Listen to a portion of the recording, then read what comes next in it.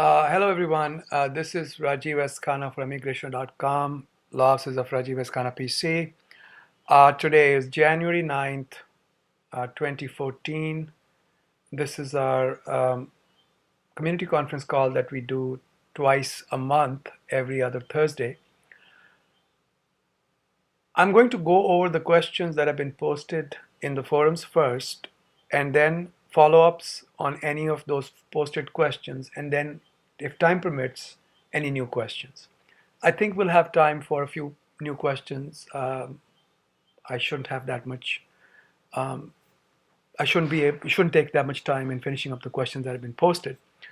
Okay, the first one that is from Nishkant Rajay. There is a discrepancy in his wife's I-20, and so the question is, should that be corrected before she enters, or should she get a permission from school to join late because the I-20 shows that she was supposed to have joined in November 2013?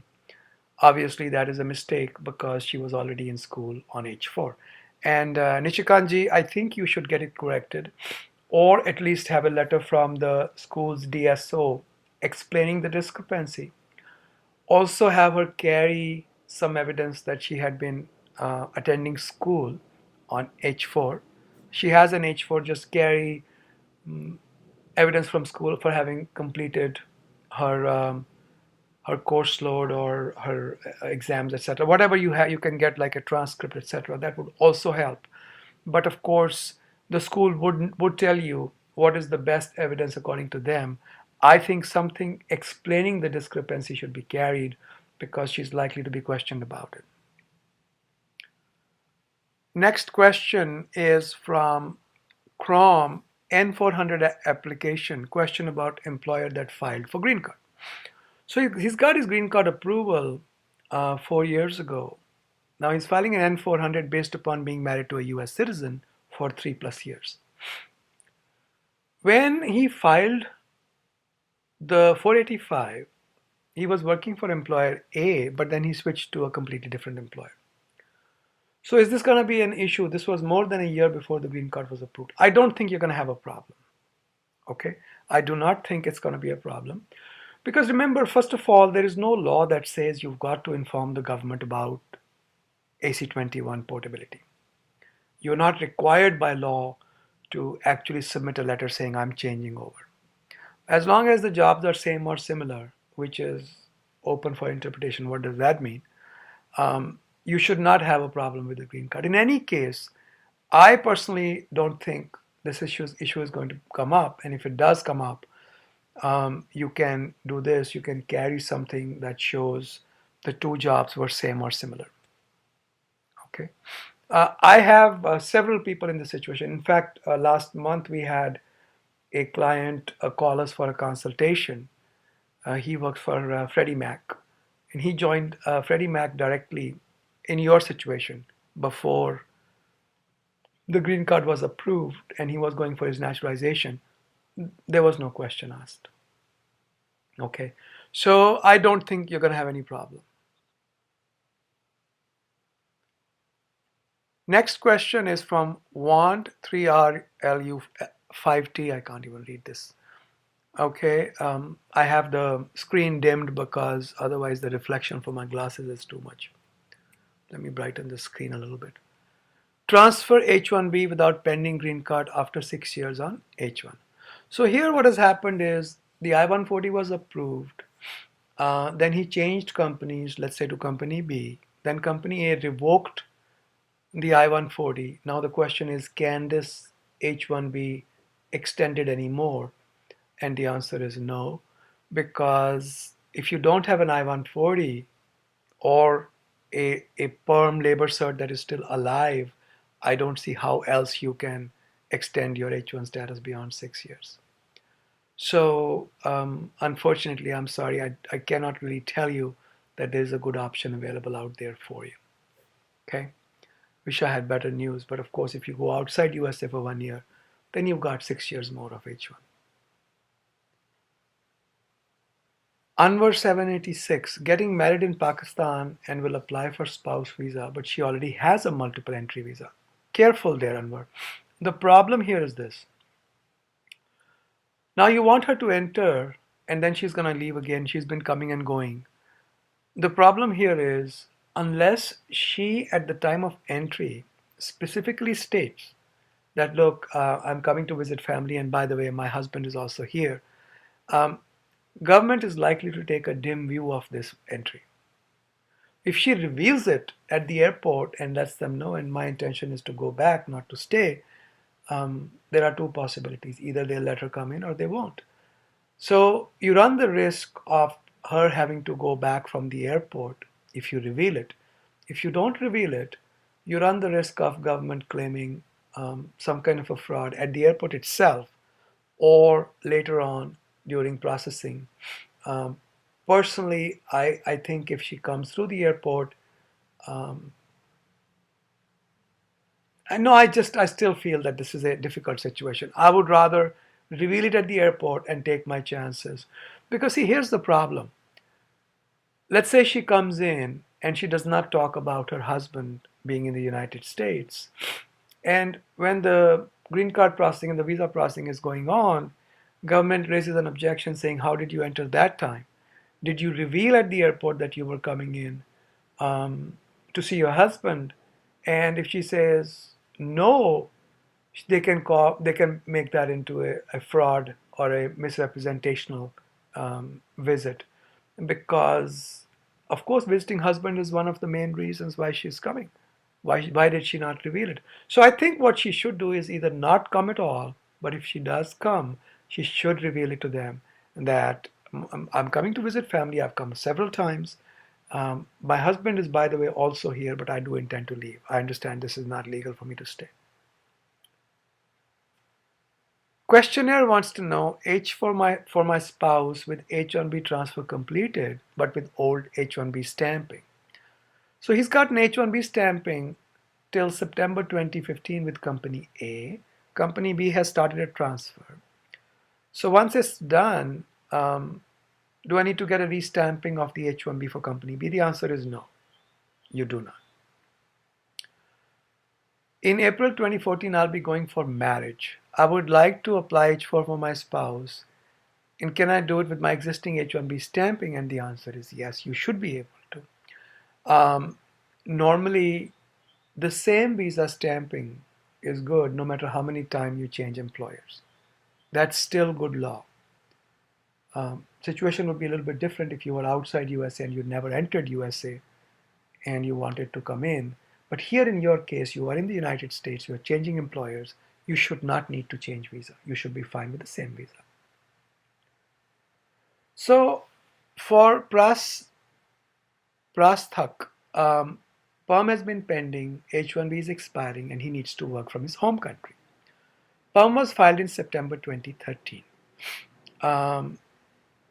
So can I work from my home country on the same job for 2 to 3 months while waiting for the perm approval?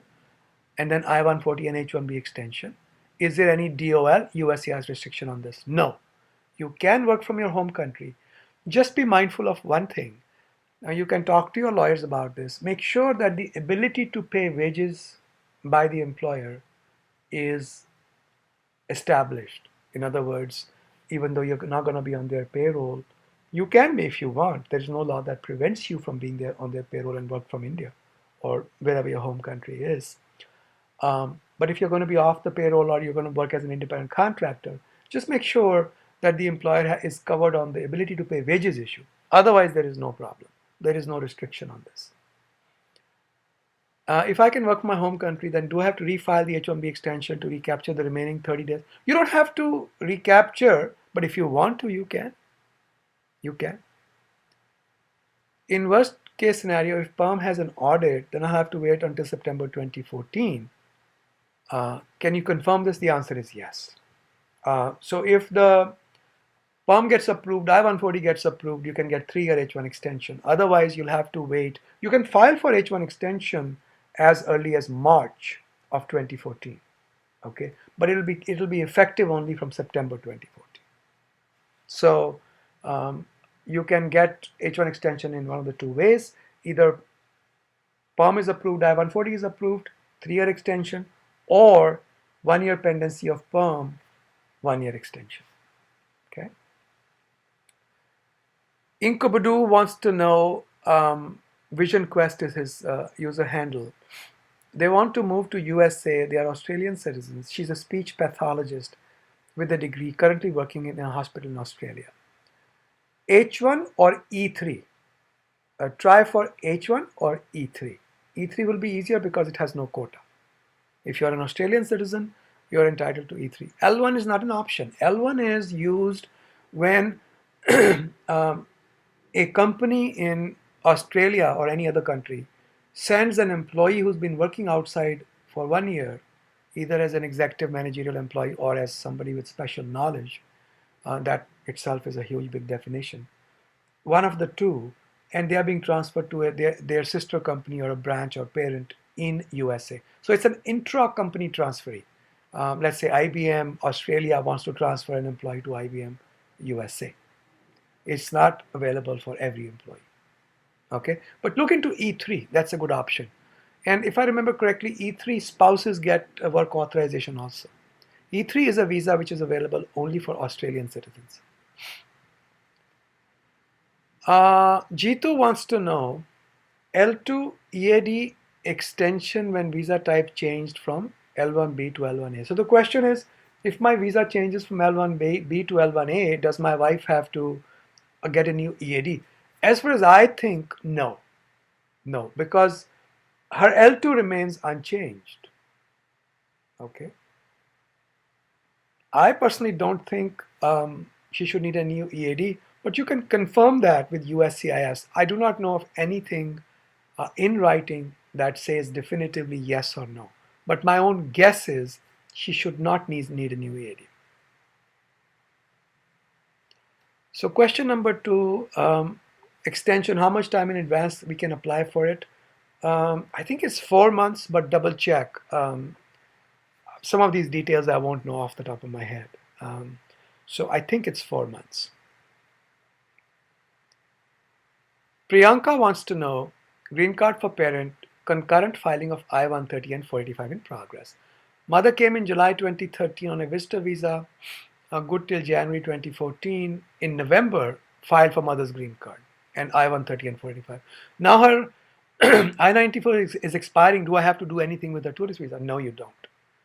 Once the 485 is filed, she is in authorized period of stay, which means she can continue to stay in the United States. Approximately how long does it take for advance parole to come through? About 90 days. 90 days. There's a family wedding in India in Feb 2014 and she wanted to go for that. Is it possible? Sure. Also, she's out of the country. Does she need to take any precautions? Just return within the life of the AP. What documents should she carry with her? Just the advance parole and her passport. Okay, good luck. L1A to B1, B2 while in the US. So the question is, my 7 years are expiring on L1A. Can I apply for change of status to B1, B2? Yes, you can. I know I won't be able to work, but can I and my wife stay legally and complete the pregnancy formalities for the wife? And I think yes, Rishi, I think you can do that.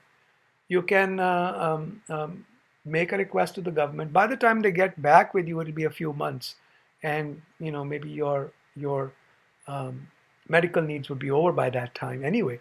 So applying for it doesn't hurt. Will you get it? I do not know, but it's certainly your best option under the circumstances. Make sure you make out the case about your wife's pregnancy. Remember, on the other side, people who are dealing with your application are also human beings. And when they see a genuine need, I don't think they are going to be that inconsiderate that they'll say, no, you have to leave right away. But in any case, by that time, you would have spent at least 3-4 months waiting for the case to be decided, okay? So go for it, and good luck with the pregnancy. Dhaval Doshi wants to know, I-130 and K3 issue. I've applied for I-130 for my spouse, also applied for K3. I haven't heard back. Can we apply for a tourist visa? You can apply for a tourist visa as long as you make full disclosures. It does not negatively affect anything as long as you make full disclosure. Form asks, is your spouse in the United States? The answer is yes. So make sure there are no facts hidden from the government. I don't think you will get it, but it's not going to hurt you. Helix 113, which is question number 13, wants to go to business school while Green card is pending. Okay. Currently on third year of H-1B. Contemplating asking my current employer, it's a university investment office, to be my green card sponsor. Also thinking about attending business school in the next 2-3 years. If my employer decides to start the green card process through EB3 right away, I'm not an Indian or Chinese national, and congratulations about that. Do you think I would be able to attend business school during that process? Yes, I think you will be able to. We had this discussion a few years ago, and I think we did like a 3 hour session. There were 40, 50 people in your situation, and we all got together and we discussed every possible issue. And I think all of them, they were in the green card process, were able to start their MBA. Okay. Can I guarantee it? No, I cannot. Because the government can take the position, oh, your green card is going on, how do we give you a student visa? But as a practical matter, they too understand that people have to go on with their career paths. So I think you'll be able to do it. Is there some kind of expedited process if you work for a higher education university for POM, etc.? The answer is no. Professors have some dispensation, but it's not a faster process for them. Also, the processing time for POM, I-140, etc. will be the same, even though you work for a university. Side question, I'm from a country where mandatory military service is required. What if my passport is not extended? We had a problem like that many years ago. I remember somebody from Greece, one of our clients, and they had a mandatory military service requirement which they did not want to fulfill. Apparently, life in the Greek armed forces has many, many problems that he did not want to face. We were able to get his green card, and there were difficulties, but we were able to overcome most of them. Do look into this beforehand. Assume the worst case scenario, discuss with your lawyers. I personally think you should be okay. And it should be double checked with the government what their current thinking is. I haven't looked into this issue for a while, but we did do that case and we were able to get him his green card with an expired passport.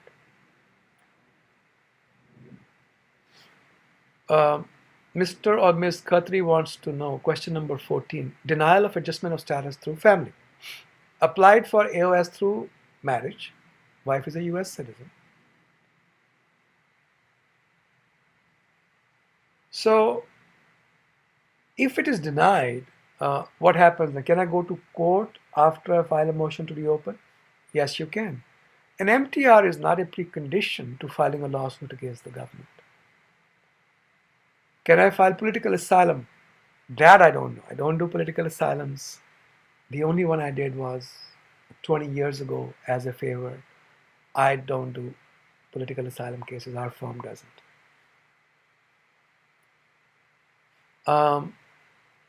Our practice is limited to areas that involve federal courts.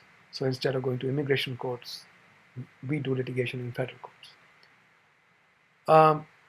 P. Sharax 88 is question number 15. I'm on OPT, expires May 30th, 2015. Spouse is on green card. Got registered marriage here in USA. Planning for traditional marriage in Jan 2015 in India. Considering applying for a green card. Would it be safe to travel to India while the application is pending and application is approved? Well, if you have an F1, which you do, and you travel, and there's a green card going on, that can always be a problem. The government can refuse you, CBP can refuse you entry if they figure out that you've got a green card pending, so they may not let you come back on F1.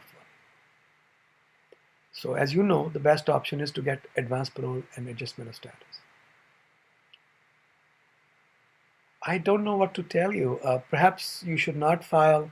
See, remember one thing, even if you don't file a green card and they find out that you've been married in the United States, they could refuse you entry. Okay, and you must never lie to them if they ask you any questions upon your entry. So really, the best option here is to postpone the marriage in your home country in India until your green card situation is resolved. That would be the ideal thing to do. Anything less than that, you are taking a chance. Do I think you have a very strong chance of getting denied entry? No, I don't think so, but the possibility is there. Okay, and there's no way around that I can think of. So the next question is number 16 from Deja Vu, who wants to know, my 485 is approved, my wife's is approved, my son's, my child who's 10 years old, 485 is still pending. The priority dates have retrogressed. Child has approved advance parole. If I leave my job now, will it impact my child? No, it will not. It will not. Okay, so that's not a problem. Number 17, AR, oh, Arjun. Okay, Arjun wants to know, Arjun G. Hello, Rajiv Ji. After 6 months of applying for I-485, if I received EAD, but not the green card, if I need to change employer or get a job offer in a new company, can I file for AC-21 myself? Yes, you can. Your new employer does not have to do anything. That's a personal application, personal to you. I'm a sales engineer now. Can I take a different role like a product manager, sales manager? That's a difficult question to answer. Nobody knows what the parameters of same or similar job required by AC-21 are. Nobody can give you an exact answer. The closer you are to the job of sales engineer, the better off you are. Okay. If you go into management role, it could become a totally different job. So there is one way to handle this is that you file AC-21, you join the new employer, let's say with a managerial role, start a new green card for that role, and then take the priority date from the old case to the new case. So even if this old case gets into trouble, you have a new green card going on. Okay. C, if I lose a job while on H-1B, can I apply for a visitor visa? Yeah, like I said earlier also, I have a blog entry on, a couple of blog entries actually on applying for a tourist visa. And I think if you search for the words laid off, two separate words in my blogs, you should be able to pull up those articles. So there's a bunch of articles about what you should do when you get laid off. And the law is still good on those articles. If I lose a job while in EAD, do I need to have a job in USA to maintain status? You do not. Because your status at that time is authorized period of stay because your 485 is pending. It does not require you to have a job. Only when and if USCIS sends you an RFE, you should have a job offer, not necessarily a job that is same or similar to the job of sales engineer. You have a US engineering, I actually have a lot of information on that under AC-21. So if you look at the AC-21 entries on my blog, you should be able to see. They are also under the category of employees' rights, if I remember correctly. Okay. Engineering master's degree. Your thoughts on getting a green card through comprehensive immigration reform in 2014? I don't know. Apparently, the most current news, and I hope you guys are following my tweets. Please do. I do try to tweet everything that's of importance in the news. It's Immigration Com. That's our handle, Immigration Com, on Twitter. And also on immigration.com on the top, you can see links to various social websites, including Twitter. So you can follow those tweets. I think by April, May, June, somewhere in that neighborhood, if there is going to be a reform, and that should become obvious. We might see something happening as early as April, May, June. And I did a video on the current state of reform. What are the various forces pulling on these reform issues? You may want to take a look at that as well. That video is on our website, on our YouTube site. I think it's in my blogs as well. Yes, it is in my blogs. I just did that a couple of days ago. So I don't know. I hope so. I hope that being a STEM graduate, you'll have more options. But we don't know so far what's going to happen. Your thoughts on H-1B stamping in Mexico? I think it's a good idea, generally speaking. Re-entering from Mexico, Canada within 30 days. Remember one thing. Automatic visa revalidation does not help you to enter if your visa was denied. So if you apply for a visa and get denied, I don't think AVR helps you. You cannot come back if they find out at the border. So question number 18, AKS 341. I'm going to be question number 1 is about pay stub. I'm going to be terminated in a week or two. I work on H1B. Another employer would file for an H1B.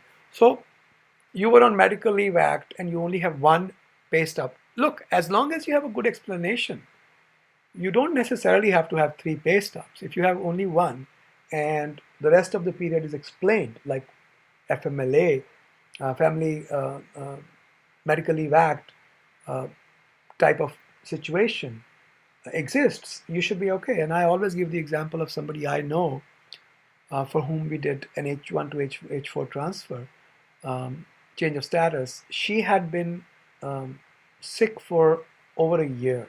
She was on H1, couldn't work for over a year. And we had no pay stubs for 1 year, but we were able to get her change of status within the United States because we could show that there was a genuine reason for not working. Okay. Recovering time worked on pending H1B. I don't think you can recover periods like that. Okay. I don't think you can, but I cannot point to any specific law that says that. So if you change from one employer to another and during that time you were working based upon AC-21 portability, H1B portability, can you get that time back? I don't think so. How quickly green card process can start? Because of 12 months of my H1B, I want my new employer to file my green card application ASAP. How soon can this be done? You can start it even before you join the employer. What happens if my 6 years are over and I don't have a PERM approval? You'll have to go outside USA or change to another status like a tourist visa or a student visa until you become eligible for extension. How much time does it take to get PERM and I-140 approval? Times are widely variable. Typically 6 to 8 months for PERM. I-140 you can file premium processing, but this can change. What if you get into an audit situation? And even worse, after audit, what if you get into supervised recruitment? So it's difficult to predict times. Do I have to change stamps if I change employers, visa stamps? And the answer I just gave earlier, no, you do not. Andy 201 is concerned about, this is question number 19, DUI H1B stamping. The issue is, am I going to have to go through their medical evaluation, their psychiatric evaluation? And the answer is, I don't remember the rules off the top of my head. Okay, you're going to have to look at the consulate website for their current policy. There is a State Department memorandum. You can also go to travel.state.gov, http://travel.state.gov, and do a search for DUI. You should be able to come up with that memorandum that gives the policy. Also, my fiance is a green card holder. We're getting married in March. Can she and I come back and wait for dates to be current? No.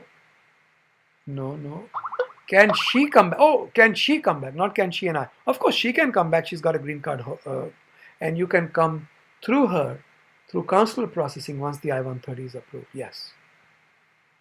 No problem there. 20. Change of job role after green card. This is Lakshmi. Working as a project manager, got the green card. Now there's a new offer 2 months after getting the green card. Can I switch? And I think you can, because the key issue is, when you received your green card approval, at that time, did you have an intention to remain at the job on an indefinite basis, which is what permanent means? And as long as you had that intention, if a few months later you had a better offer, can you go? I think you can. I don't think it's a problem. NECAT, oh, this is a user I'm familiar with. I've seen your posts before. Um, applied for I-130 and K3 for my wife in India. Is there any way to change this case to premium processing? You cannot have I-130 or K3 premium processing at this time. Any other way to expedite? Not that I know of, sorry. Sumit 29, which is question number 22, wants to know about TN visa status for Canadian citizens. I'm a Canadian citizen and my birthplace is India. I would like to know if a person with specialized skill threading can get a TN. The answer is no.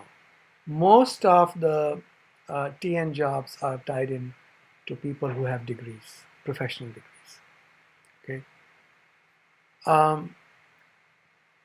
23, Tabby Lover, Tabby LVR, wants to know what should I do on the form N400 about parking tickets?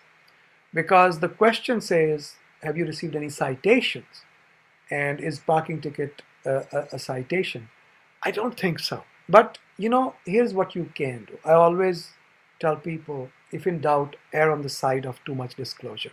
What you should do is write a cover letter saying, I note for the record that on the form N400, I have said no because I have not mentioned my parking tickets. There are too many of them. I don't believe that's necessarily a problem, but I'm letting you know that I have not disclosed parking tickets. So when you made full disclosure, it's not going to be a problem. Government will not raise an issue like that. And by making a full disclosure, if tomorrow they do some silly adjudications officer takes it to that extent, they want to make an issue of it, we can always take it to court. So that gives you a lot of protection. That's what I would do if you're concerned. Personally, I don't think it's a problem. Raj, who's the last question of the day, wants to know what makes up prevailing wages. Prevailing wages, in other words, what gets counted? If you have a variable performance bonus, is that salary? And the answer is no. No. Okay. Can you come up with a detailed blog of what makes up the prevailing wage? And the answer is really, it's very simple. There are really three things you need to remember. Whatever your guaranteed salary is, that's the salary. Fringe benefits do not go towards the salary. So if they give you 2-week paid vacation, that's not salary. The money is salary, but if they give you other benefits like health insurance and they pay for it, that's not salary. So simple baseline salary is salary. Benefits are not salary. 2, per diem are not salary. Some people confuse and think that I'm getting per diem, that's salary. That is not salary. And 3, any variable bonuses are not salary. Unless the payment of bonus and the amount is guaranteed, it is not salary. Those are the only 3 things. There's not a blog entry that's needed for this.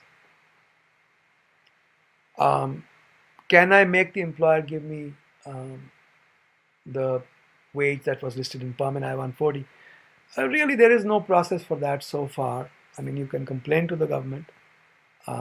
I personally don't know of any way you can make the employer pay that money.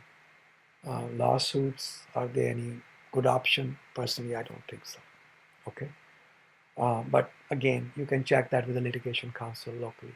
Okay, folks, I'm done with all the questions that have been posted. Any follow-up questions first? Please press *5 on your telephone.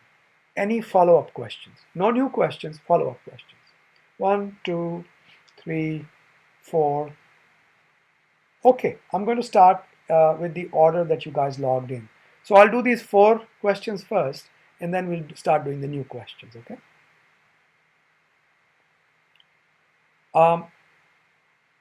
California, go ahead please, California. Yes, sir. I have 2 quick follow-ups about the N400. First was, is there no requirement that you actually join the company that filed your green card upon green card approval? And second, if if I got my green card through employment, but I'm filing for N400 through marriage to citizen for 3+ years, is that okay? Thank you. Okay. In your situation, where can you remind me the question number? It's the number 3. Number 3. Okay. So in your situation where you had been working with one employer, filed for 85, and then moved over to a new employer before the green card was approved, almost a year before the green card was approved, is there a requirement for you to join back? No, because you are using the principles of AC21 to move over to a new employer. So normally there may be a requirement to join depending upon the circumstances, but for AC21 people there is no such requirement. Okay. Okay. Even though I didn't file AC21. There is no law that says you've got to file anything. Okay. That's the interesting thing. So what was your second question? I'm sorry, I forgot.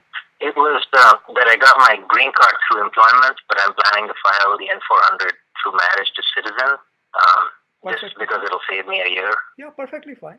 No problem there. You can do it. Okay, thank you very much. You're welcome. Good luck, sir.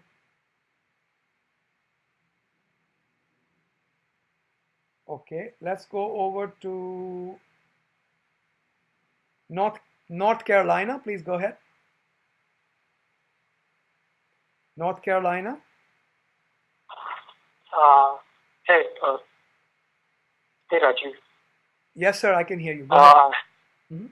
I had a question about my wife that I have filed 130 and waiting for K3 approval, and we are planning for a tourist visa as well now. Yeah, I remember your question. What are the chances of tourist visa getting it or declining it? Can I ask you to give me the question number, please? I think 12. 12. I just would like to keep it up on the screen so anybody who's listening can see the same screen. Okay. And what are the chances? Very unpredictable. I think you won't get it, but as long as you make full disclosures, there's no harm in trying. Okay. Thank you. Good luck.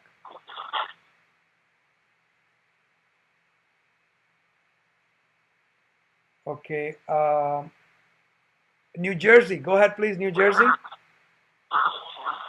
Hi, we just wanted to ask, about the DUI case. The case has been dismissed, so hang on 1 second. Let me ask you the question number, please. I think it's 15th. 15? Yeah, 15th or 16th. I'm not too sure. I'm just screen in front of me. I have to step outside it. Okay, no, it's not 15 or 16. I know I've read the question. I've answered the question. Yeah, I see it. It's number 19. Yes. So Andy 201. So yeah. You said the case was dismissed, right?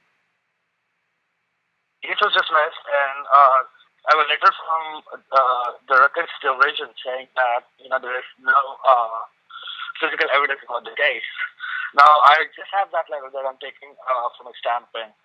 Is that going to be sufficient? And I read the new guidelines which says that 5 years, any arrest or convictions. There's a conviction, so I'm assuming it's going to be arrest date that they're counting. Does the guideline say arrest or conviction? Is that what it says? Yes. It was initially 3 years, but in 2012 they changed it to 5 years. So the current policy in the consulate is that if you have any arrest or conviction in the last 5 years for DUI, they want to know about it. Is that the truth? Then they're gonna send for medical evaluation. Okay. So okay. No, I understood that. Now the question is, what did you want me to comment on? Tell me that. What I wanted to comment on, is there a difference between conviction and dismissal of the case? Is there a difference? When it comes to immigration? Definitely. If the case is dismissed, you are not convicted. Okay? If the case is dismissed. But the question is, was the case dismissed as a part of some community service deal that was made, or was the case tried and then dismissed? Was there a trial? Oh no, no, there was no trial. It was some trial thing where I was supposed to go to a couple of alcohol evaluation classes and attend some AA meetings. That was it. Yeah. See, in a case like that may still be considered to be a conviction under immigration laws. I would have to look at what kind of program it was. Typically, the way it works is if there is any element of admission of guilt, in the alternate arrangement that has been made with the government in the DUI case, under the state law, it may not be considered a conviction, but under immigration law, it will be considered a conviction. So normally, if there is a conviction and there's a dismissal, we want to know whether it's after a full trial. If the dismissal was after a full trial, you are home free. But if it was a part of some kind of deferred adjudication or diversion or community service, chances are there was an element of guilt there. Okay? And if there's an element of guilt, you should consider yourself convicted under immigration. Got it. Okay? Okay. Good luck, sir. Thank you. You're welcome.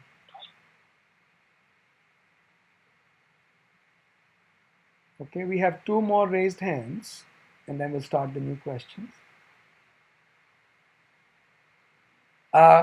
Campbell, California, go ahead, please. Hi, Rajiv. So my question is question number 18.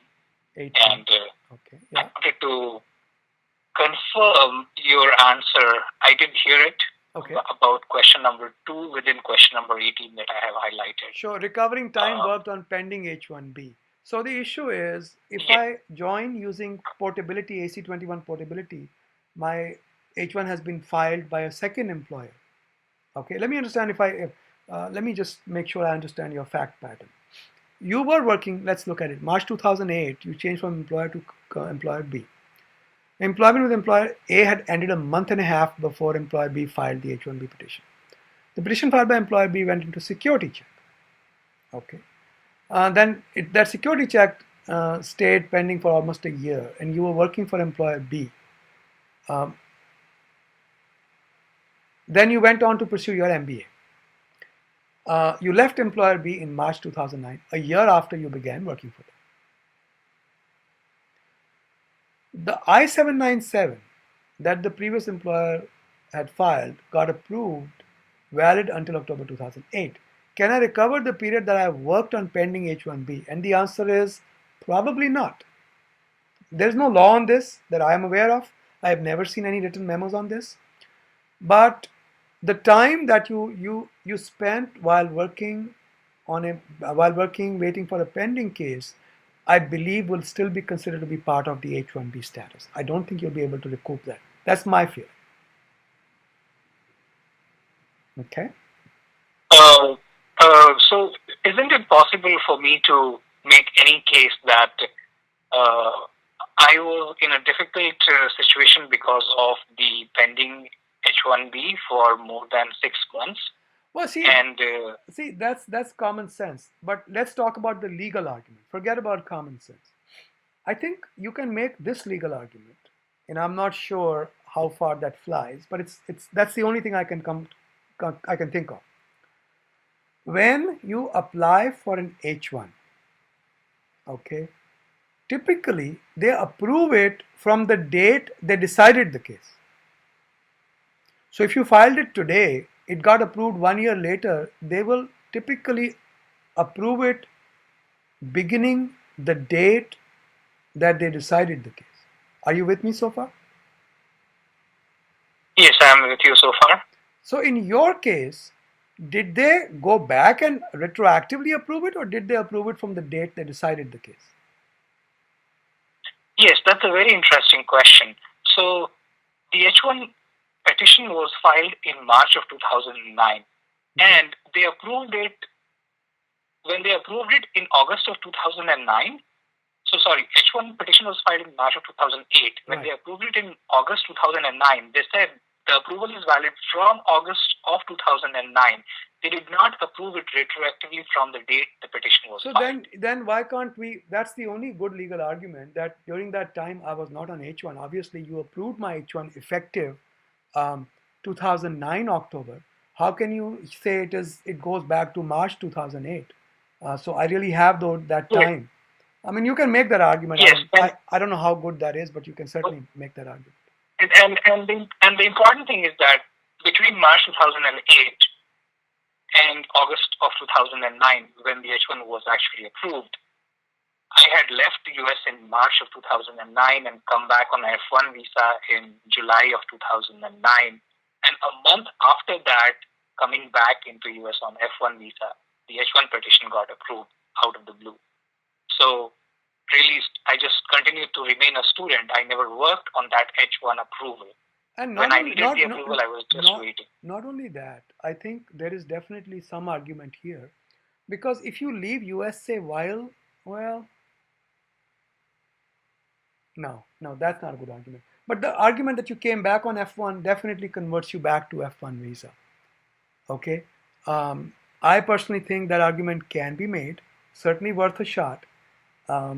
Let's take their procedures and hold them to it, because it's their procedure. They always approve it effective the date they adjudicate the case, and the rest of the time is left in suspense. We don't know what status was that. Okay, make that argument. I personally don't think it's gonna fly, but it doesn't hurt. There is nothing in law that says you cannot make this argument. Okay. Okay. Good Very luck. well. Okay. All right. Yeah. Did you have? Yeah. Go ahead. One more question. Sure. So this is regarding, I'm still waiting from another employer who is working on the H1 petition. And once I'll change to them, I want them to file for my green card. But because I only have about 12 months remaining on my H1B, I want them to start the green card process as soon as they can. So the first what are the first stages of the H1B process, green card process? And if I ask them to start immediately, what documents I may need from them? Hang on, let me interrupt you. I have a lot of people waiting. I really cannot discuss some very basic things that you're asking me. Some of these things are quite obvious. You can figure them out from the web. A lot of information out there. Basically, all you need to know for our purposes is you can start your green card even before you start the H1. It's absolutely no problem. Okay? Okay. Good luck to you. Okay. Thank you. You're welcome. Bye-bye.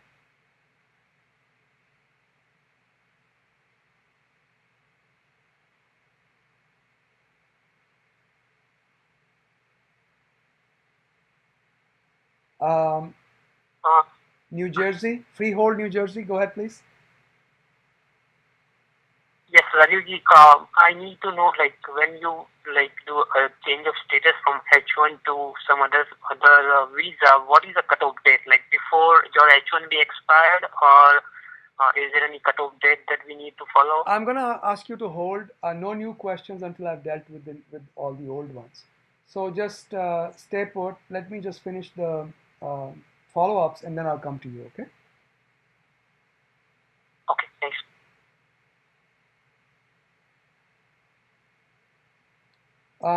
This is the last follow-up from North Carolina. Go ahead, please. Rajiv, again, the question about I-130 and K3 visa. I mean, it says K3 takes average of 5 months on USCIS website, but the whole purpose of the K3 is that you don't have to wait for your green card, but you can be with your spouse together earlier. I mean, does it make sense that if it takes 5 months? I mean, is it usual to get it in 5 months, or it takes longer? Actually, there is many more complications in K3 than just what you said. In fact, consulate is required to deny a K3 if the I-130 is approved and they are formally notified. So don't apply common sense here. Immigration law is not about common sense, unfortunately. So remember, if the I-130 gets approved and consulate is formally notified, they will deny the K3. They will ask you to wait for the green card. So really don't apply common sense. It is what it is. You can try for tourist visa. I don't think you're going to get it, but there's no harm trying. As far as your question What's is the usual? concerned, as far as your question is That's concerned, fine. that's the way it is. I mean, there's nothing we can do about this part. No, but I mean, what's the usual time frame for K3? I mean, USCIS website says Uh, 5 months. It But actually, that, my own experiences is closer to 6 than 5. But again, times can vary, circumstances can vary, but closer to 6 than 5 in my opinion. okay, thank you. You're welcome. Okay, guys, we are starting with a clean slate, and I am going to answer everybody's questions, even though we run a little bit over time, it's okay. Anybody who has any questions, press star 5. Anybody who has any questions, press star 5.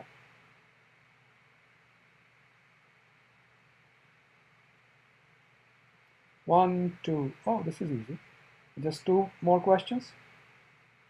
Okay. Any of the rest, guys, press star 5. There's a bunch of people online right now. Somebody pressed star 5 again and got, okay, now you're back. All right, it's a toggle. Every time you press star 5, your hand goes up. Every time you press star 5, again, it goes off. It's a toggle.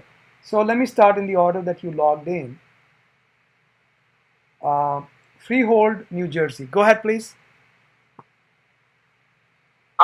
What is the change of status cutoff date? Like when you are changing a status from like H1 to student or H1 to visitor visa, is there any cutoff date before visa expire? Like yeah, this is the way. Days or this is the way it should be done. Your change of status application must be received by USCIS before your past status expires. So let's say your pay stubs cover you all the way to January 15th. Your I-539 must be received by USCIS on or before January 15th. If January 15th is covered under your pay stubs, that's your cutoff date. Your petition for change must be received on or before that date. And a good way to do that is to just go online and file your I-539. I-539 can be filed online.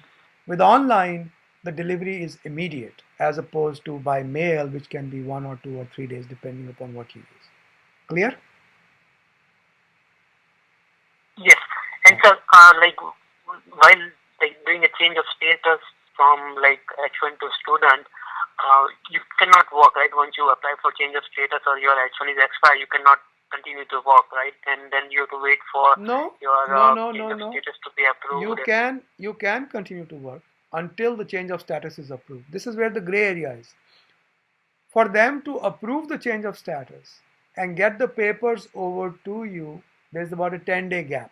So if they approve your case today, it'll take you about 10 days to get the information. What if you are working during those 10 days? Is it unauthorized? Who knows? But there is no law that says you cannot continue working until such time as the change of status is actually approved. So you can.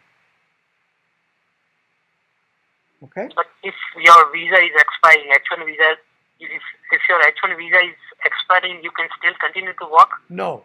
If your H1 status, your I-94 is expiring, then you can't work. But let's say your H1 was still valid, you could have continued working till you actually received information about the change of status.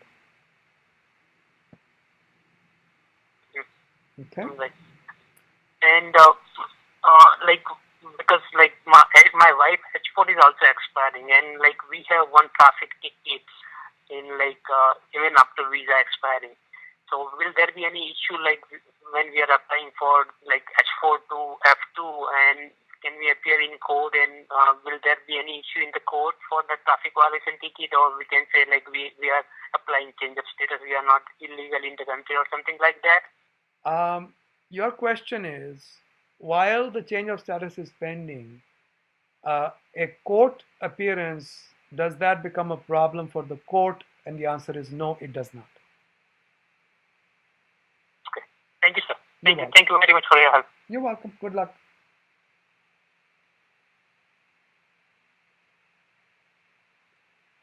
And the last question of the day is from Atlanta, Georgia. Go ahead, please. Hello, Rajesh sir. How are you doing? Good, sir. How are you? I'm good. Rajesh sir, I wanted to understand that my dad is on H1. He's waiting for his green card, and his I-140 is already approved. What Okay. I wanted to understand is right now I'm out of status, and if my dad gets a green card, and with that also the immigration reform come into an effect, depending on my dad, can he apply a petition for me, even though if I'm on gonna be on RPI status? Aren't you my If immigration reform? Aren't you my Facebook friend? Yes, sir, I am. Yeah, I recognize the name. How are you? I'm good, sir. Okay. So your question is, first of all, are you over 18 or below 18? Sir, I'm over 18. Okay. And you have fallen out of status. Were you on H4? No, sir. I was on tourist visa. So you came to the United States on tourist visa and you overstayed the tourist visa. Right. Okay. At what age? That is absolutely correct. At what age did you enter USA on tourist visa? How old were you? I 23. I do not qualify for the 3 months. Okay. All right. So the problem here is this. Unless you get married to a US citizen, under the current law, there is no way for you to get your green card because you are subject to the 10-year bar right now. Okay. So the only exception is an application by an immediate relative, um, such as a spouse, because you are, over the age of 21. That is what would help you. Now, under the new laws, if there are any new laws, what kind of provisions government comes up with, I do not know. I cannot predict. Okay. But under the current scheme of law, and I'm not saying get married to a US citizen just to regularize your status, that's a felony. You can I understand. Right, you can go to prison for 5 years for doing that. But if you ask me, under the law, what are the ways in which I can get my green card within the United States? The answer is only one that I can see is through marriage to a US citizen. Of course, there is another long shot, something called a private bill. Sometimes members of Congress get so impressed with somebody's story that they actually stand up on the floor of Congress and say, I want to pass a special law giving this one guy his green card. They can do that. And they do it all the time. Okay? So, private bill or marriage to a US citizen are the only two options I can think of that might help. Okay. I had a last question. My brother is on H4 and he's 18 right now. Okay. And my dad is on EB2 and his priority date is October 31st, 2012. Somehow we want to make sure that after 21 he doesn't fall out of status. So what is the best option for him? Student. Right now he's 18 years and he's on H4. Student, because I have cases like this, religious ministers cases of people like your dad's situation, and student visa is the most obvious option if he's going to school. Does CSPA will help him by anything? CSPA will only help him by subtracting from his age the time it took for the government to decide your dad's I-140.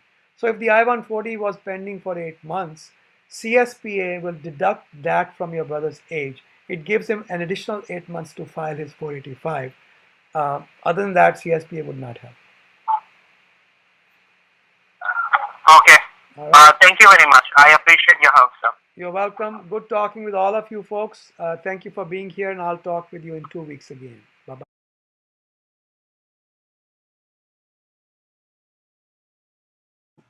Every other Thursday at 12:30 p.m. Eastern Standard Time, we host free community conference calls. Everybody is welcome to join. Some people post questions ahead of time. You can take membership in our forums. All of the details are there on our website, immigration.com. You can take membership ahead of time, and it's instantaneous. It happens right away. And post your questions beforehand, or you can just log in. The phone number and all are provided: 202-800-8394, 12:30 Eastern Standard Time every other Thursday. We have free apps for both Apple iOS platform for your iPhones and iPads, as well as for Android. Just look for immigration.com, the period dot, and the application should show up.